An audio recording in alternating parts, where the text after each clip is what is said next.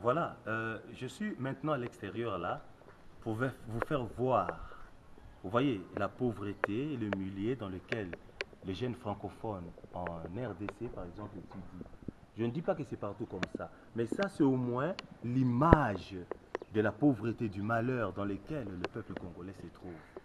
Vous voyez? Alors, c'est pourquoi, quand je parle de la francophonie, moi, je veux que la francophonie soit vraiment un espace de progrès, de développement.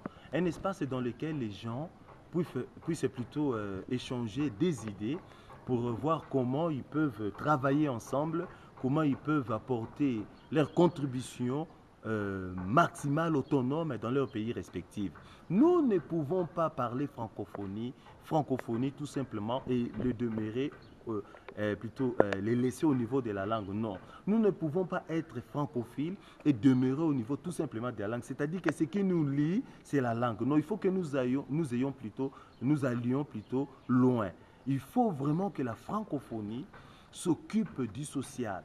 C'est-à-dire, moi, je veux que la francophonie fonctionne comme un espace informel, étatique, ou bien un État informel, bien organisé, dans lequel il y a des structures de développement, de progrès, et il y a des structures liées à l'éducation, liées à la santé, liées à des bonnes choses. Vous voyez, donc c'est un cadre bien, mais seulement il ne faut pas que nous puissions prendre la francophonie comme un espace tout simplement où nous pouvons faire des discours, mais où il n'y a pas d'action concrète. Il y a beaucoup de francophones dans le monde. Pourquoi ne pas créer un fonds de solidarité, par exemple? Un fonds de solidarité dans lequel tout francophone peut contribuer et à partir de ces fonds, on peut créer des projets d'éducation, on peut rénover des écoles telles que nous voyons là. Le caméraman, celui qui est en train de prendre des devis, peut vous montrer. Voilà, cette école fonctionne normalement. Il faut à peu près 100 000 dollars par exemple pour que cette école puisse revenir en état. Mais rien ne marche. Mais s'il y a, des structures francophones solides, une bonne organisation, qu'est-ce qui s'est passé? Les gens peuvent s'organiser, les gens peuvent financer de tels projets, par exemple. Pas seulement au Congo, mais en Côte d'Ivoire, au Sénégal, et puis partout ailleurs où c'est l'espace francophone. C'est très, très important. Vous voyez, la francophonie doit avoir des structures formelles et doit fonctionner comme un État informel. Vous voyez, où il y a des structures dans lesquelles il y a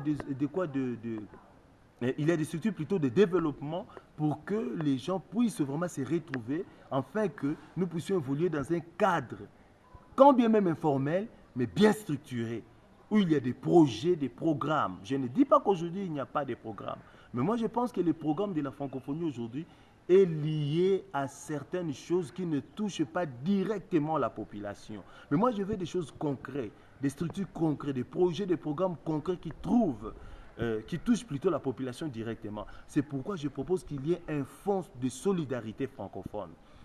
Madame, Michel Jean, je vous propose cela. Il faut qu'il y ait un fonds de solidarité francophone. Les gens peuvent soutenir des projets au travers de ces fonds de solidarité. Vous êtes quelqu'un d'intelligent, quelqu'un qui connaît beaucoup. Vous pouvez voir comment faire pour mettre sur pied ces fonds de solidarité. Donc c'est ce que moi je propose.